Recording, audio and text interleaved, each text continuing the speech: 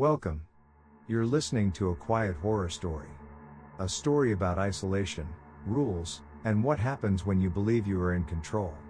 If you enjoy slow burn horror and unsettling rules that should never be broken, stay with me. Because some places don't forgive mistakes, they only wait for them. I found the cabin through an online listing that shouldn't have existed. There was no company name. No photos. No reviews. Just a short description. Temporary caretaker needed. Remote woodland property. 7 days. High pay. Absolute privacy. At the very bottom, one sentence stood out. You must follow all rules exactly. I should have closed the page right there. Instead, I sent an email. The reply came less than 5 minutes later. Not a greeting. Not a contract. Just a location, a date, and a warning. Arrive before sunset. Read the rules before entering. Do not improvise. The drive took almost 6 hours. The last town I passed through looked abandoned. Half the houses were empty, the gas station windows covered with old newspapers. When I stopped to ask for directions, the man behind the counter stared at me longer than necessary. Cabin in the woods? He asked quietly. I nodded. His expression changed. Don't stay out after dark, he said. Then he looked away. The road ended in a clearing surrounded by dense forest. Tall trees blocked most of the sky, their branches twisting together like they were trying to hide something underneath. The cabin stood alone. Old wood. One chimney. No lights. No noise. A metal lockbox was attached to a post near the door. Inside were 2 keys and a thick envelope with my name written on it. I didn't open it right away. First, I unlocked the door and stepped inside. The interior was simple. Too simple. A wooden table. 2 chairs. A small kitchen. A narrow hallway leading to a bedroom and bathroom. No dust. No personal items. No signs that anyone had lived there recently. On the table lay a notebook. I ignored it and opened the envelope. Rules for staying in the cabin. The paper felt old and heavy. The handwriting was neat, almost careful. I read slowly. Rule 1. You must arrive before sunset. If you arrive after sunset, do not enter the cabin. I checked my watch. 6:41 p.m. The sun was still visible. Rule 2. Lock the door immediately after entering. Do not unlock it again until morning. Rule 3. After sunset, do not open the door for anyone. No matter what they say. That line was underlined twice. Rule 4. Windows must remain covered after dark. If a curtain moves on its own, do not fix it. I paused at that one. Rule 5. The cabin may produce sounds it should not. Footsteps, breathing, or movement are common. You are alone. Do not investigate. Rule 6.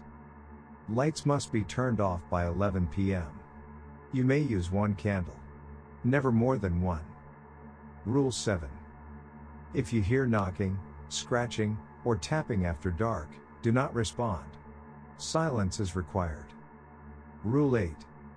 At exactly 2:17 a.m., you may hear your name spoken from outside. Do not answer. Do not whisper back.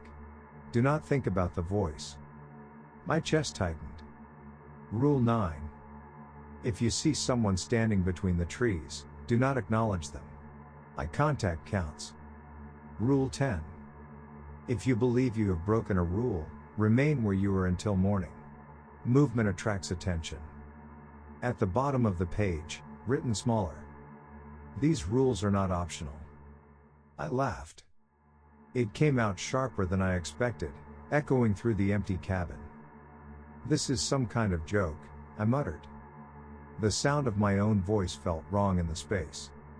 Still, the pay was real. And I was already there. I locked the door. The sun disappeared faster than I expected. Almost immediately, the forest went silent. No birds. No insects. just the wind brushing against the walls. At 7:09 p.m., there was a knock on the door. 3 slow taps. I froze. My eyes drifted back to the paper on the table. Do not open the door. Another knock followed. Closer this time. Then nothing. After a full minute, heavy footsteps moved away from the cabin. I didn't breathe until they were gone. At 10:59 p.m., I turned off the lights and lit a single candle. The flame barely pushed back the darkness. At exactly 11 p.m., the air inside the cabin changed. Not colder. Not warmer. Heavier. Like something had settled into place. At 2:17 a.m., my name was spoken. Calm. Clear. Familiar. From the forest. I did not answer. I spent the next morning pretending the night hadn't happened. Sunlight made the cabin look harmless again. The walls were the same rough wood. The kitchen smelled like nothing. The hallway was just a hallway. The forest outside was quiet in a normal way, full of distant birds and soft wind. I told myself the voice at 2:17 was an animal. A trick of sleep. A suggestion planted by the rules. Then I saw the marks on the door. 3 thin scratches, vertical, as if someone had dragged nails down the wood during the night. They were fresh. I stood there with my hand hovering over them, and for a moment I felt a stupid, childish urge to open the door and check the porch, like I could catch someone in the act and prove the rules were just scare tactics. I didn't. Instead, I turned away and finally opened the notebook on the table. The first page was dated, but the year had been scratched out so many times it was unreadable. The handwriting changed from entry to entry, but the pattern was the same. Someone wrote in here every day. And they all wrote like they were trying to stay calm. Day 1. Arrived before sunset. Locked the door. Heard knocking at 7:11. Ignored it. Good. Day 2. Curtain moved on its own. Did not fix it. Slept in chair. Heard footsteps in hallway. Did not investigate. Day 3. Broke rule 6. Lit 2 candles. The second flame went out by itself. Something whispered my name until morning. Day 4. Do not look outside when you hear them breathing. The entry stopped mid-sentence on one page, the pen dragging off the line like the writer's hand had slipped. I flipped forward. A new handwriting. Bolder. More aggressive. If you're reading this, you're the next idiot. I swallowed. The next line was calmer. The rules are real. They don't exist to scare you. They exist to make you predictable. If you follow them, you become boring. If you improvise, you become interesting. I read that twice. Predictable. Boring. Interesting. The word interest made my skin crawl. Below it, the writer had added their own list, separate from the official rules. Unofficial notes. 1. They don't like silence that you create. If you choose silence, it works. If you try to control the silence, it doesn't. 2. The knocking is not a person. The knocking is a question. 3. Don't check the time too often at night. You'll start losing minutes. 4. If the curtains move, it means something is close enough to touch them. 5. If you smell damp earth inside the cabin, you're already late.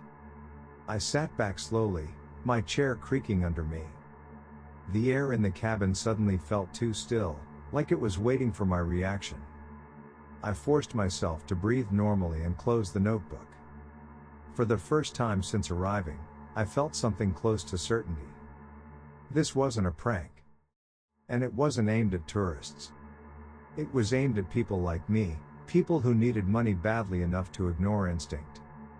The instructions for the job were simple: keep the cabin clean, check the generator shed each day, and stay inside after dark. There was no electricity except what the generator could provide, and it was old enough that it complained every time I touched it. Behind the cabin, a narrow path led to a small shed half hidden by trees. I went out around noon. The forest looked harmless in daylight, but it still felt attentive.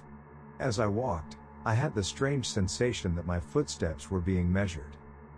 The shed door was unlocked. Inside was the generator, a stack of fuel cans, and a clipboard with a checklist. Fuel level. Oil level.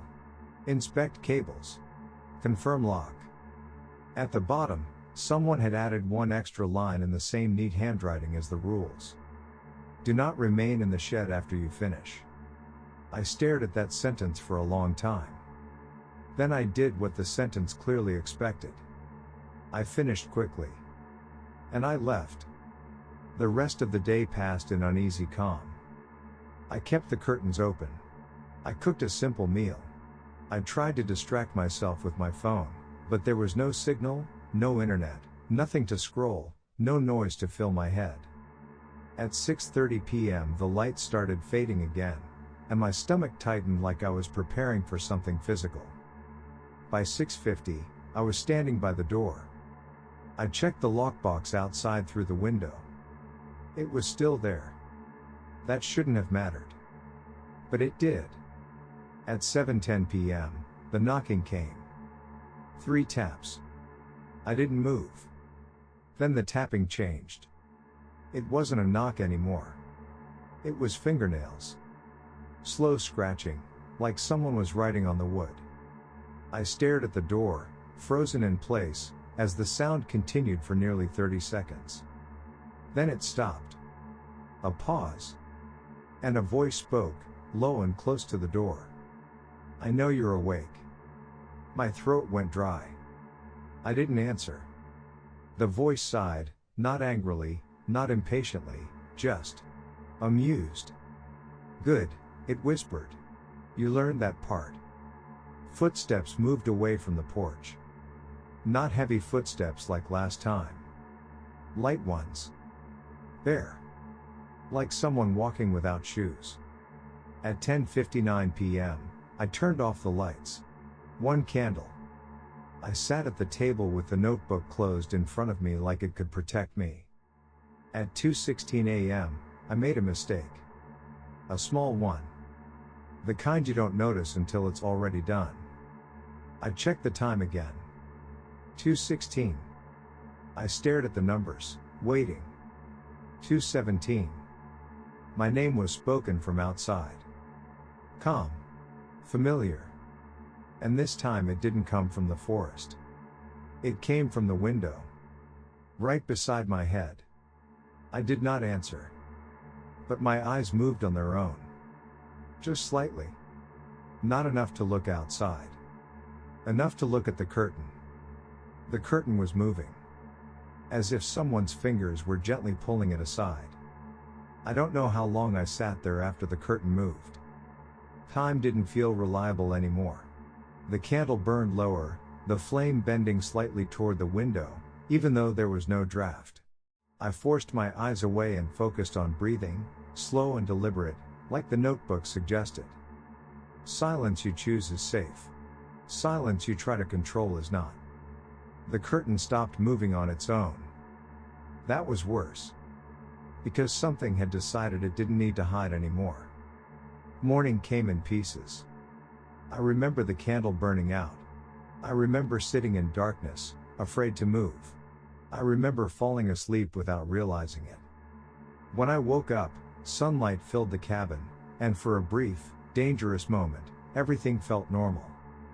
Then I stood up. The floor creaked behind me.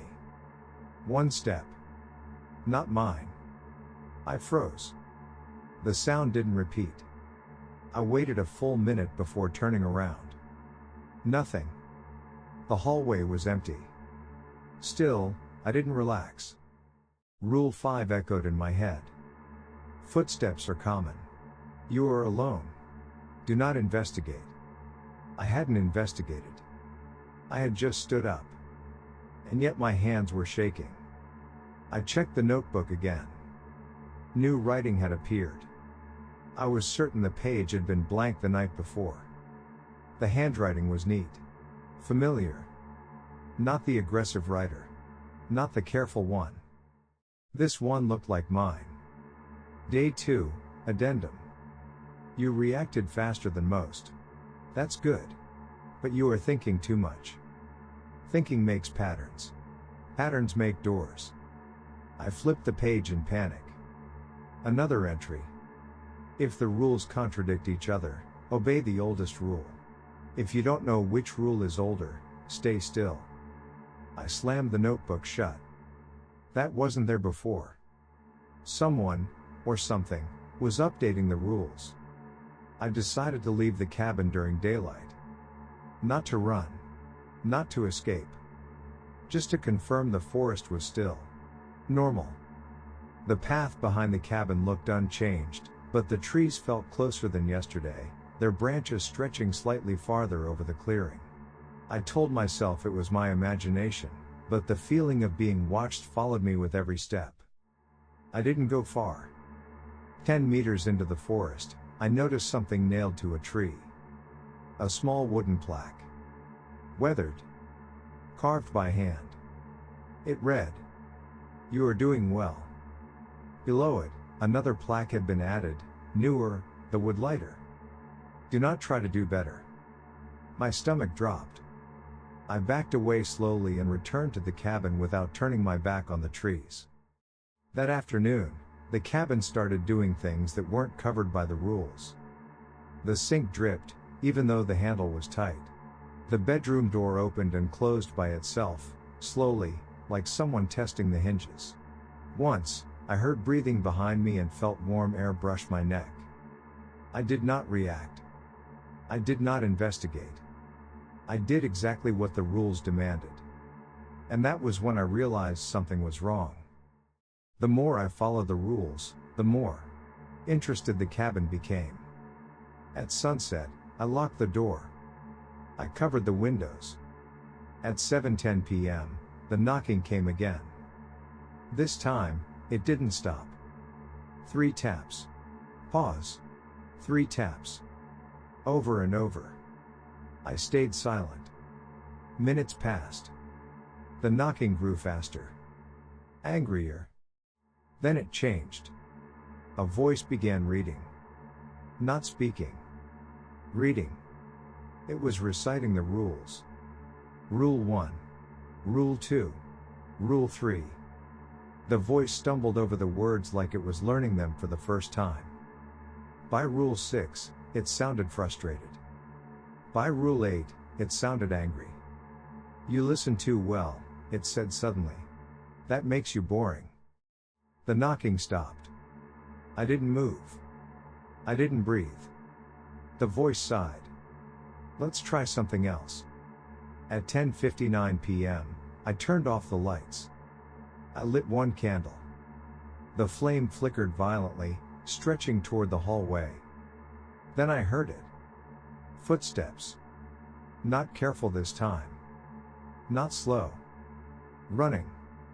Something sprinted down the hallway, stopped inches from the table, and exhaled hard. Right into my face. The smell of damp earth filled the cabin. Rule from the notebook flashed in my head. If you smell damp earth inside the cabin, you're already late. The candle went out. Darkness swallowed everything. I stayed perfectly still. Seconds passed. Then minutes. Then a whisper came from somewhere close. You missed one. I didn't answer. You checked the time again. Cold fingers brushed my wrist. I almost screamed. Almost. Instead, I froze harder, locking my body in place like I could become furniture if I tried hard enough. The fingers withdrew. The cabin went silent. At 2:17 a.m., no one called my name. That terrified me more than when they did. Because something else happened instead. The rules began whispering to each other. Not aloud. Inside my head. Contradicting. Repeating. Overlapping. Stay still. Move now. Ignore it. Look. I pressed my hands over my ears. That was a mistake. Because when I closed my eyes, I saw the cabin the way it wanted me to see it. Full. Not empty. Occupied. By shapes that wore familiar outlines but never stayed solid long enough to understand. One of them leaned close and smiled with my mouth. "You're almost interesting," it said. When morning finally came, the notebook lay open on the table. A new line had been added. Day 3. Subject shows signs of adaptation. Escalation approved. I stopped trusting the morning. Daylight no longer felt like safety. It felt like permission. Permission for the cabin to prepare.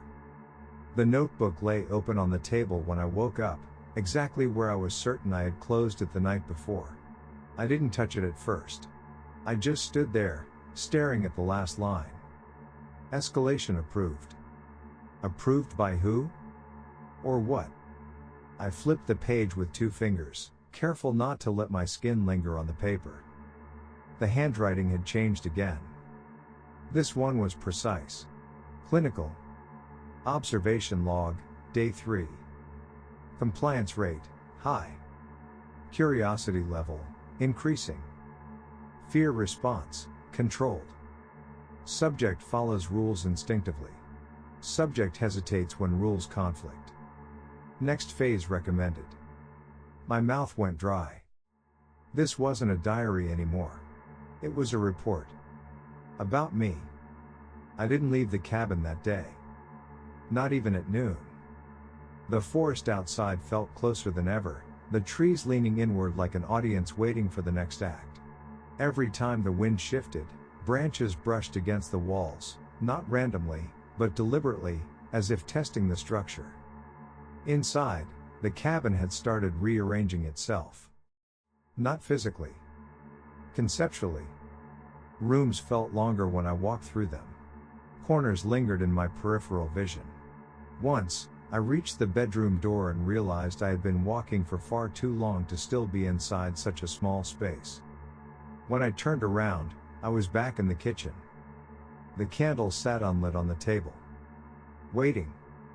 I checked the rules again. They hadn't changed. That was worse. Because the cabin had. At 4:32 p.m., the first contradiction appeared. I heard footsteps in the hallway. Rule 5 told me not to investigate. But Rule 11 told me to remain where I was if I believed I had broken a rule. Had I broken one? I didn't know.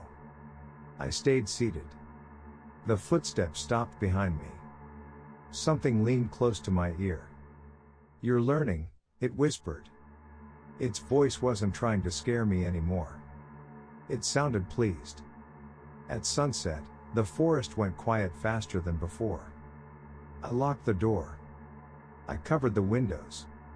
I followed every instruction with mechanical precision. At 7:10 p.m., there was no knocking. Instead, the handle turned. Slowly. Once. Twice. Then stopped. A new sound followed. Scratching. Not at the door. At the walls. All around the cabin. Dozens of nails dragged across wood, circling, overlapping, testing every surface. I sat at the table with my hands folded, staring at the candle, repeating the rules in my head like a prayer. Do not respond. Do not investigate. Do not acknowledge. The scratching went on for nearly an hour. Then it stopped all at once. The silence that followed was unbearable. At 10:59 p.m., I turned off the lights. One candle. The flame burned steady this time. Too steady. At 11:03 p.m., someone sat down in the chair across from me. The chair creaked under the weight. I did not look up. I did not react. "You're doing very well," a voice said. It sounded like the man from the gas station. "You didn't run. Most do." The candle flame bent sideways, casting a long shadow across the table. "I don't think you understand the purpose of this place," the voice continued. "The rules aren't there to protect you." I clenched my jaw. "They're there to shape you." The chair scraped softly against the floor. The weight lifted. When I finally looked up, the chair was empty. But the notebook was open again. A new rule had been written. Rule 12. If you are spoken to directly after dark, do not reply. Acknowledgement encourages progression. I felt sick. They were adding rules mid-experiment. At 2:14 a.m., something new happened. The cabin breathed. Not metaphorically. The walls expanded slightly, then contracted, like lungs drawing in air. The floor vibrated beneath my feet, and for the first time since arriving, I felt the cabin wasn't just observing me. It was adjusting. At 2:17 a.m., my name wasn't called. Instead, every rule was spoken at once. Whispered from every surface. Overlapping. Contradicting. Demanding. I dropped to my knees, pressing my forehead to the floor, trying to become as small and uninteresting as possible. That was when I felt hands on my shoulders. Gentle. Almost kind. You've reached the threshold, a voice said. Now comes the choice. I didn't ask what choice. I already knew. The notebook slid across the floor in front of me. It opened to a blank page. A pen rolled to a stop beside it. The voice leaned close. Write the next rule, it said. Or become part of the cabin. The candle went out. Darkness closed in. And something waited for my answer. I stared at the blank page until the darkness felt like it was pressing against my eyes. The pen lay beside the notebook, perfectly still. Waiting like a key you only get once. The hands on my shoulders didn't squeeze. They didn't pull. They just stayed there, light as a reminder. I could feel whoever it was breathing, slow and patient, like they had all the time in the world. Maybe they did. Write it, the voice said again. You've earned the privilege. Privilege. That word made me want to vomit. I swallowed hard, and my fingers reached for the pen before my mind could argue. The moment I touched it, the cabin reacted. The floor stopped vibrating. The air became sharper. The silence turned attentive, like a room full of people holding their breath. A single thought pushed through the noise in my head. Not a voice. Not a whisper. My own instinct, clean and sudden. If you write the rule, you become part of this place. The pen felt warm in my hand. I lowered it to the paper. Then I stopped. The hands on my shoulders grew heavier. Not by much. Just enough. A pressure. Encouragement. Interest.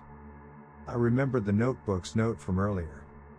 If you follow them, you become boring. If you improvise, you become interesting. Maybe interesting wasn't what they wanted. Maybe interesting was what they needed. Something to replace the last person. I set the pen down. The hands tightened. Not painful, but firm. The voice sighed, almost disappointed. Still resisting, it said. That's fine. We can teach you. The cabin shifted. The hallway stretched, longer than it should be. The darkness inside it looked deeper, thicker, like it was made of something you could drown in. Then, from the hallway, I heard footsteps. Many footsteps. Bare feet on wood. Soft, synchronized. Coming toward me. Rule 11 echoed in my mind. Remain where you are until morning. Movement attracts attention. But morning was a concept here, not a guarantee. And I understood something that made my blood run cold. They weren't waiting for me to make the right choice. They were waiting for me to make any choice. Because a choice meant I was participating. I looked down at the notebook again. Blank page. Pen. A trap disguised as control. My gaze drifted to the open kitchen drawer where I'd seen a small utility knife earlier, used for cutting twine and packaging. I hadn't touched it. I hadn't needed it. Now, I did. Slowly, carefully, I reached for it. The hands on my shoulders vanished the moment my fingers touched the handle, as if the cabin didn't want to be blamed for what came next. I pulled the knife out and held it above the notebook. The footsteps in the hallway stopped. Silence. Then a whisper brushed my ear. "That's not a rule." "Then watch," I said. It was the first time I had spoken after dark. The cabin seemed to lean in. The air tightened. The darkness waited, pleased, like it had finally pulled a reaction out of me. Maybe that was another mistake. But I didn't stop. I drove the knife into the notebook. The blade punched through paper with a dull, wet sound. For a heartbeat, nothing happened. Then the cabin screamed. Not with a voice. With structure. The walls groaned. The floor buckled. The hallway snapped back to its correct length like a rubber band released. Wind exploded through the cabin, tearing at the curtains, rattling the windows like fists. The notebook thrashed under the knife as if it were alive. I held it down with both hands, forcing the blade deeper, tearing through page after page until the binding split. The screaming intensified. Then, abruptly, it stopped. The cabin went still. Too still. The kind of stillness that comes after something dies. My breathing sounded loud. Ugly. I looked around. The candle on the table had relit itself. One steady flame. The notebook lay ruined, its pages scattered like dead leaves across the floor. And in the sudden quiet, I heard a sound from outside. Birds. Real birds. Distant, ordinary, unconcerned. Sunlight touched the edge of the window. Morning. I didn't move for a long time, afraid it was another trick. But the air had changed. It was lighter. Normal. Forgiving. I stood, legs shaking, and walked to the door. My hand hovered over the lock. Rule 2 said not to unlock it until morning. It was morning. I slid the bolt. The door opened easily. No resistance. No weight on the other side. Outside, the forest looked like a forest again. Trees. Wind. Light. The clearing unchanged. But something was different. On the ground in front of the porch, the dirt had been disturbed as if many feet had stood there overnight. And in the center of the disturbed soil was a single object. A wooden plaque. Freshly carved. It read. New rule. My stomach turned. Below it, a second line had been scratched in hurried, violent strokes. You can't destroy the rules. You can only move them. I stepped back. The plaque wasn't there yesterday. I knew it in my bones. I looked down at my hands. Ink stained my fingers. Not from writing. From touching the torn pages. From fighting the notebook. My palms were black with it. And beneath the ink, faintly, as if the skin itself had learned something, there were words. Letters pressed into my flesh like a brand. A sentence, upside down, written across my left palm.